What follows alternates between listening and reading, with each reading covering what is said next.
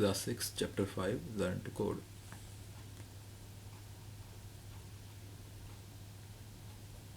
इस चैप्टर में हम गूगल ड्राइंग को सीखेंगे फ्लो चार्ट बनाने के लिए, और स्केच टूल की थोड़ी बेसिक प्रोग्रामिंग सीखेंगे। अब हम दैनिक जीवन में कई तरह के काम करते हैं, जैसे सुबह उठकर चाय बनाते हैं, स्कूल जाते हैं, एटीएम से पैसे निकालते हैं, ऑनलाइन ख़रीदारी करते हैं, एट्सेट्रा। अब हम ध्यान से या गौर करेंगे तो हम देखेंगे कि कोई भी कार्य जो हम कर रहे हैं वो विभिन्न चरणों में बांट कर होता है। अब जैसे हम एटीएम से पैसे निकालते हैं तो उसके कुछ स्टेप्स होते हैं जिनको फॉलो करके ही हम एटीएम से पैसे निकालते हैं। अब जो पहला स्टेप होता है एटीएम से पैसे निकालने में, उसमें हम एटीएम कार्ड को, जो एटीएम मशीन होती है उसमें उपयुक्त स्लॉट में कार्ड को डालते हैं। सेकेंडरी, कीपैड का उपयोग करके अपनी पसंदीदा भाषा का चयन करते हैं। फिर जब एटीएम मशीन हमसे पूछती है कि अपना 4 अंकों का पिन डालो, तो हम अपना पिन एंटर करते हैं। फिर नेक्स्ट स्टेप होता है लेन देन के प्रकार के रूप में नगद निकासी चुनें। बेसिकली हम कैश विड्रॉल ही चूज़ करते हैं नॉर्मली। कभी कभार हम पिन चेंज या डिपॉजिट्स या मिनी स्टेटमेंट या बैलेंस इंक्वायरी भी कर देते हैं, लेकिन मेजॉरिटी ऑफ केस में जब हम पैसे निकालने जा रहे हैं तो हम कैश विड्रॉल ही चुनते हैं। फिर नेक्स्ट अपना अकाउंट का टाइप चूज़ करना है कि हमारा करंट अकाउंट है कि सेविंग अकाउंट है। फिर जो हमने पैसे निकालने हैं 5,000, 10,000, 2,000, 500 जो भी, वो एंटर करने हैं। उसके बाद कैश डिस्पेंसर से हमारे पैसे निकल जाते हैं। तो इन सारे स्टेप्स के साथ ही कैश हम एटीएम मशीन से निकाल पाते हैं। ये स्टेप्स हर एक बैंक की एटीएम मशीन के अकॉर्डिंग थोड़े बहुत पहले या बाद में हो सकते हैं। ज़रूरी नहीं कि हर एटीएम में सेम स्टेप्स सेम सीरीज़ में आए, लेकिन आते सारे स्टेप्स हैं, ऊपर नीचे सारे स्टेप्स ज़रूर फॉलो करने पड़ते हैं। अब हमारे दैनिक जीवन में हमें तरह तरह के चैलेंजेस को फेस करना पड़ता है। अब जब भी कोई चैलेंज हमारे सामने आता है तो हम अपनी सोचने समझने की क्षमता से उस चैलेंज का या प्रॉब्लम का बेस्ट पॉसिबल सॉल्यूशन खोजते हैं, निकालते हैं, उसके अकॉर्डिंग उस प्रॉब्लम को सॉल्व करते हैं। तो ये एक प्रॉब्लम सॉल्विंग अप्रोच हो गई है।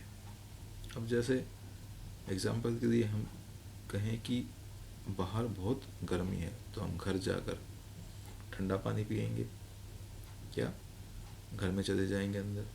अब जैसे कि आजकल बहुत ठंड का मौसम है, तो अगर बाहर ठंड होगी तो हम घर जाके कंबल ओढ़ देंगे, या गर्म चाय, दूध, कोई भी गर्म लिक्विड पिएंगे। अब प्रॉब्लम सॉल्विंग क्या होता है? अब प्रॉब्लम सॉल्विंग एक कला है, आर्ट है, जो हमें अपने दैनिक जीवन में आने वाले चैलेंजेस और डिफ़िकल्टीज से निपटने में मदद करती है। अब नेक्स्ट है एल्गोरिथम क्या होती है। किसी भी कार्य को पूरा करने के लिए जरूरी निर्देशों के सीक्वेंस को एल्गोरिथम कहते हैं। यानी किसी भी कार्य को करने के लिए जो जरूरी स्टेप्स होते हैं, इंस्ट्रक्शंस होती हैं, उनके क्रमबद्ध समूह को एल्गोरिथम कहा जाता है, सीक्वेंस। अब जैसे अगर हमें किसी संख्या का वर्ग निकालना हो, स्क्वायर निकालना हो, तो हम कैसे करेंगे? पहले जिस संख्या का स्क्वायर निकालना है उस संख्या को लेंगे। सेकंड स्टेप में क्या करेंगे? उस संख्या को स्वयं से मल्टीप्लाई करेंगे। अब जो उसका मल्टीप्लिकेशन का आंसर आएगा उसे किसी और वेरिएबल को असाइन कर देंगे वैल्यू को। जैसे a है, a को 2 बार मल्टीप्लाई किया, a इंटू ए। अब उसको इक्वल टू करके बी को वैल्यू दे देंगे उसकी, और हम बी को प्रिंट करा देंगे।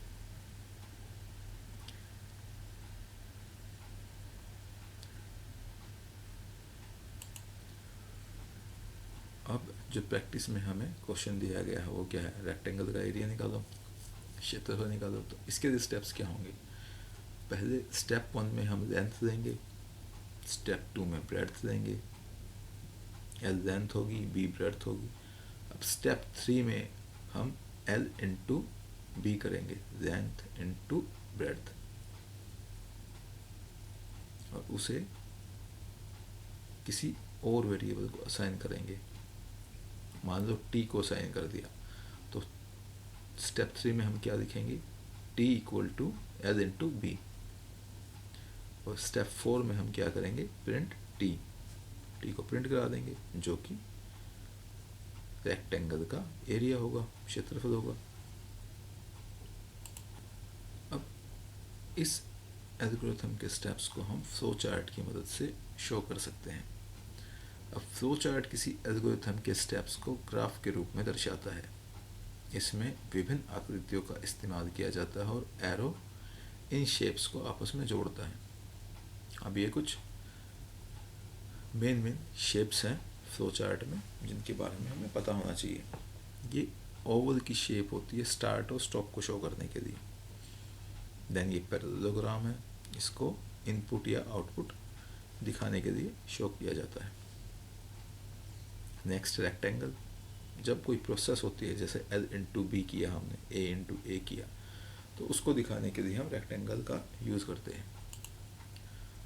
अब नेक्स्ट डायमंड, डायमंड होता है डिसीजन के लिए, यस नो इस चीज़ के लिए। नेक्स्ट है एरो, ये स्टार्ट से नीचे वाला कोई इनपुट होगा उस तक जाने के लिए, फिर नेक्स्ट स्टेप पे जाने के लिए ऐसे एरो से हम इनको ज्वाइन करते हैं। अब हम फ्लो चार्ट को किस टूल की मदद से बना सकते हैं, तो हम गूगल ड्राइंग की मदद से फ्लो चार्ट को बनाएंगे। ओपन करने के लिए यूआरएल क्या है, https:/docs.google.com/drawings। इसकी मदद से हम फ्लो चार्ट को बना सकते हैं। अब गूगल ड्राइंग को ओपन करने के लिए हम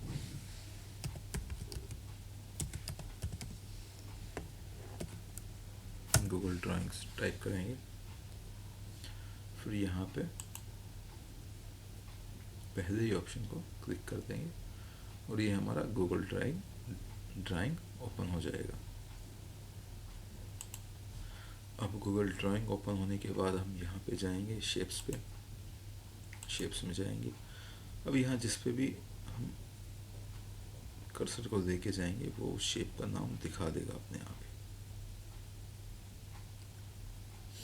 ठीक है, तो पहले सबसे हमने पहले स्टार्ट किससे करना होता है, ओवल से।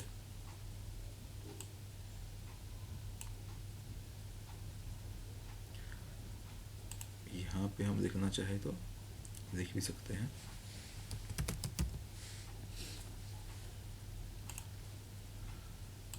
अब अगर इसको रंगीन करना हो हमें तो यहाँ से फिल कलर में जाके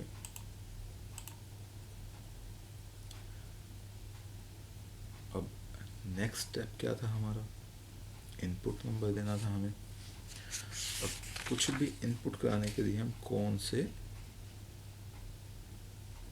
शेप का यूज़ करते हैं, किसका यूज़ करते हैं, पैरेललोग्राम का। यहाँ पे पहले हम बना रहे हैं कि स्क्वायर तो हमने देख लिया था, वहाँ पे दिखाए गए स्टेप्स। रेक्टेंगल के एरिया के लिए देख लेते हैं।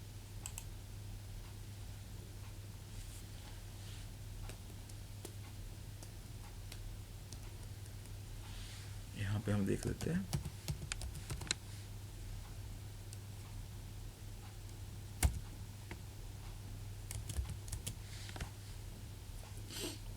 लेंथ कर देते हैं ए को।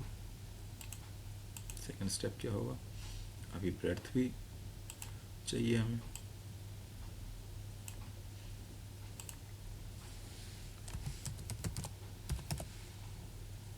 ऐड दे देते हैं बी को।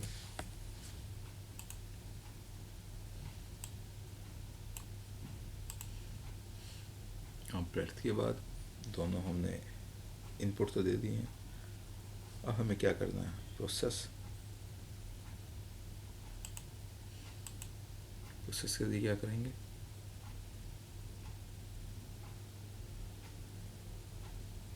रेक्टेंगल चाहिए। अब हमें फ्लो चार्ट प्रोसेस लिखा हुआ ही है।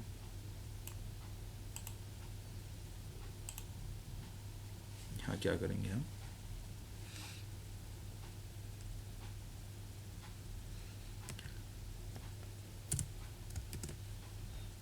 T equal to L into B. तो ये क्या हो गया, एरिया हो गया भाई रेक्टेंगल का।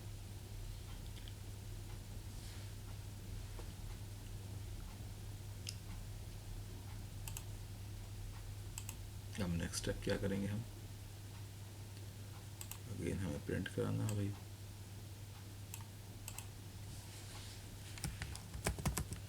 प्रिंट टी,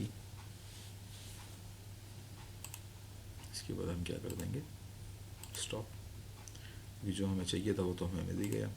अब स्टॉप के लिए क्या करना, स्टार्ट और स्टॉप के लिए ओवर।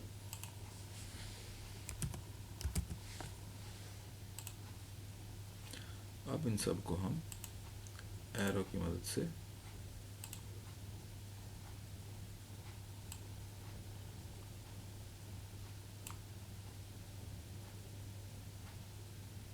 जोड़ देंगे।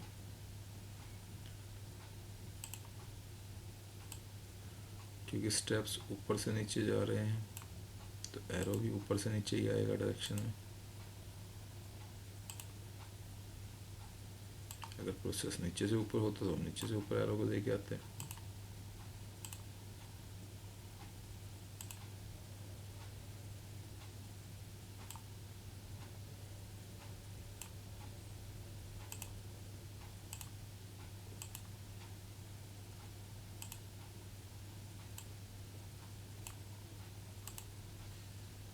अब ये थोड़ा सा लेफ्ट राइट हुए हैं, इनको हम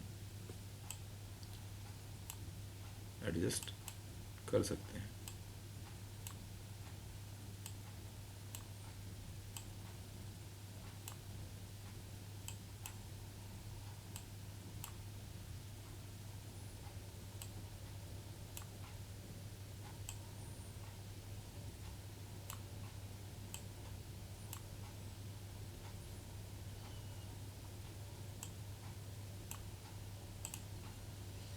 ये हमारा रेक्टेंगल के एरिया का फ्लो चार्ट तैयार हो गया है।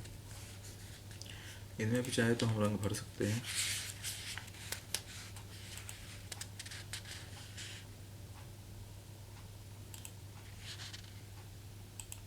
फिल कलर पे जाके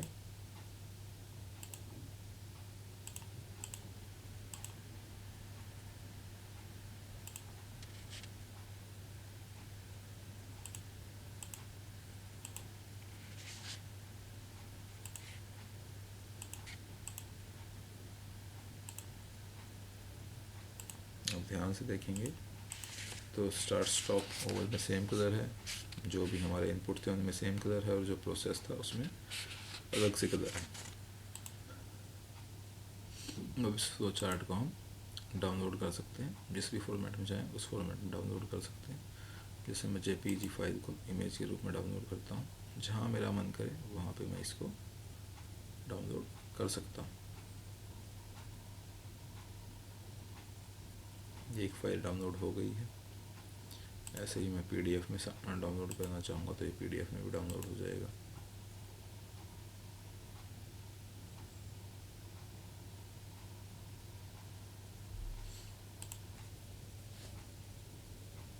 ये फ्लो चार्ट जो हमने डाउनलोड किया था। अब कंप्यूटर प्रोग्राम क्या होता है? कंप्यूटर प्रोग्राम निर्देशों का एक क्रम होता है जिसका उपयोग कंप्यूटर किसी विशिष्ट कार्य को करने के लिए करता है। किसी कंप्यूटर प्रोग्राम के लिए निर्देश लिखने की प्रक्रिया को प्रोग्रामिंग करना कहा जाता है। तो प्रोग्राम क्या होता है? निर्देशों का एक क्रम होता है जिसका उपयोग कंप्यूटर किसी विशिष्ट कार्य को करने के लिए करता है, और उस प्रोग्राम को लिखने की प्रक्रिया को प्रोग्रामिंग कहा जाता है। अगेन, कंप्यूटर प्रोग्राम क्या है? कंप्यूटर प्रोग्राम निर्देशों का एक क्रम होता है जिसका उपयोग कंप्यूटर किसी विशिष्ट कार्य को करने के लिए करता है। अब प्रोग्रामिंग क्या होता है? प्रोग्रामिंग किसी कंप्यूटर प्रोग्राम के लिए निर्देश लिखने की प्रक्रिया को प्रोग्रामिंग कहा जाता है। अब कंप्यूटर प्रोग्रामिंग लैंग्वेज क्या होता है? कंप्यूटर प्रोग्राम एक विशेष प्रकार की भाषा में लिखे जाते हैं जिसे प्रोग्रामिंग भाषा या प्रोग्रामिंग लैंग्वेज कहते हैं। जैसे सी होगी, C++ होगी, जावा होगी, ओरेकल, पाइथन, लोगो, स्क्रैच, एटसेट्रा। अब कंट्रोल फ्लो क्या होता है? जिस क्रम में कंप्यूटर किसी प्रोग्राम के इंस्ट्रक्शंस को एग्जीक्यूट करता है, रन करता है, उसे कंट्रोल फ्लो के रूप में जाना जाता है। अधिकांश प्रोग्रामिंग भाषाओं में इंस्ट्रक्शंस या स्टेटमेंट्स बाय डिफ़ॉल्ट रूप से सीक्वेंशियल तरीके से ऊपर से नीचे की ओर एक के बाद एक एग्जीक्यूट होती हैं, और इसे सीक्वेंस फ्लो कहा जाता है। जैसे अभी हमने अपने फ्लो चार्ट में भी देखा था कि सारी sequences top to bottom sequence में एग्जीक्यूट हो रही थी। अब अगेन, कंप्यूटर फ्लो क्या होता है? कंप्यूटर किसी प्रोग्राम के इंस्ट्रक्शंस को जिस क्रम में रन या एग्जीक्यूट करता है उसे कंट्रोल फ्लो कहा जाता है। 3 तरह का होता है: sequence control, selection control and loop control. अब सीक्वेंस फ्लो के बारे में हम थोड़ा एग्जाम्पल समझते हैं। सिलेक्शन फ्लो और लूप कंट्रोल, सिलेक्शन कंट्रोल और लूप कंट्रोल नेक्स्ट क्लासेस में आएगा। अब रवि नाम का एक लड़का एक छोटे से शहर में रहता था। उसे किसी काम से एक बार दिल्ली आना पड़ा। वह अपने दोस्त के घर पर रुका। उसने आज तक मेट्रो में यात्रा नहीं की थी, लेकिन वह इसके लिए उत्सुक था। उसने अपने दोस्त से मेट्रो में यात्रा के स्टेप्स पूछे।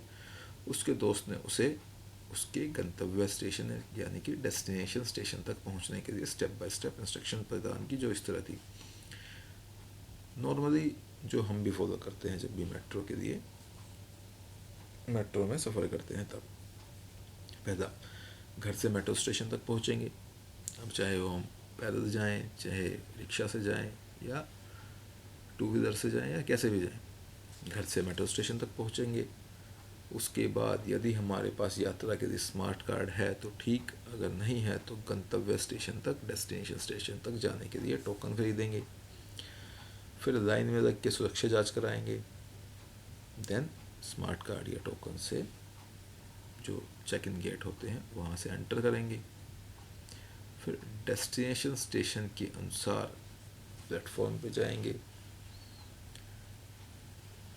क्योंकि मेट्रो 2 साइड जाती हैं, एक जहाँ से शुरू होती है, एक जहाँ पे ख़त्म होती है। तो राइट प्लेटफॉर्म पर हमें चढ़ना होगा।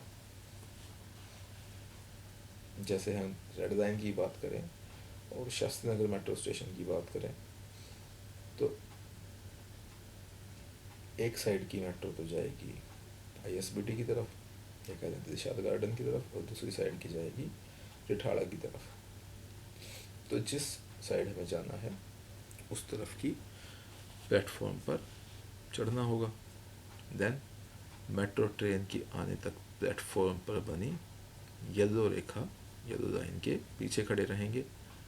मेट्रो ट्रेन के आने पर संयम का पालन करते हुए उतरने वाले यात्रियों को उतरने के बाद पंक्ति का पालन करते हुए मेट्रो ट्रेन में चढ़ेंगे।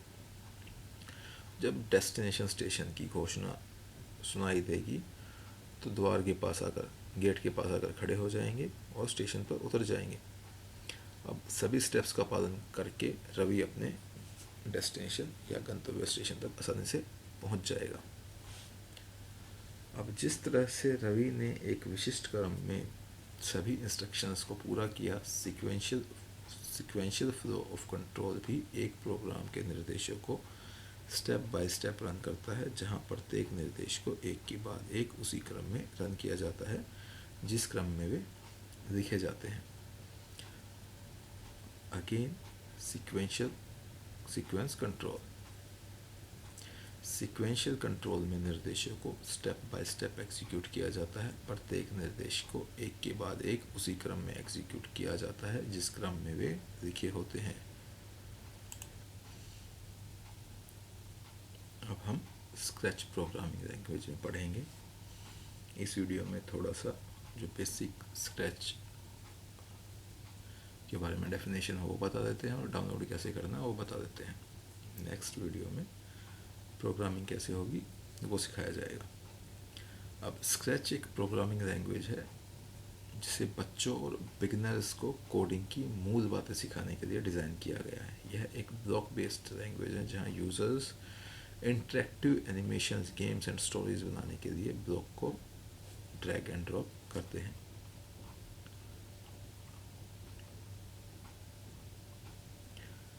अगेन स्क्रैच एक प्रोग्रामिंग लैंग्वेज है जिसे बच्चों और बिगिनर्स को कोडिंग की मूल बातें सिखाने के लिए डिज़ाइन किया गया है। यह एक ब्लॉक बेस्ड लैंग्वेज है जहां यूजर्स इंटरेक्टिव एनिमेशंस, गेम्स और स्टोरीज बनाने के लिए ब्लॉक को ड्रैग एंड ड्रॉप करते हैं। अब डाउनलोड कैसे करेंगे भाई स्क्रैच को? डाउनलोड करने के लिए स्क्रैच की आधिकारिक वेबसाइट https://mit.edu/download पर जाएं। प्रदान किए गए विकल्पों में से ऑपरेटिंग सिस्टम जैसे विंडोज़, मैक का चयन करेंगे। हम विंडोज़ यूज़ करते हैं तो विंडोज़ का ही चयन करेंगे।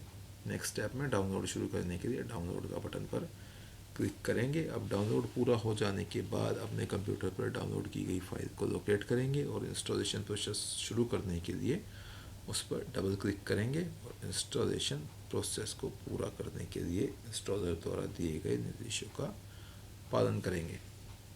अब ऐसे हम स्क्रैच को डाउनलोड भी कर सकते हैं अपने पीसी में, या हम स्क्रैच को ऑनलाइन भी यूज़ कर सकते हैं। scratch.mit.edu पर जाकर स्क्रैच को बिना डाउनलोड किए इसका उपयोग भी कर सकते हैं।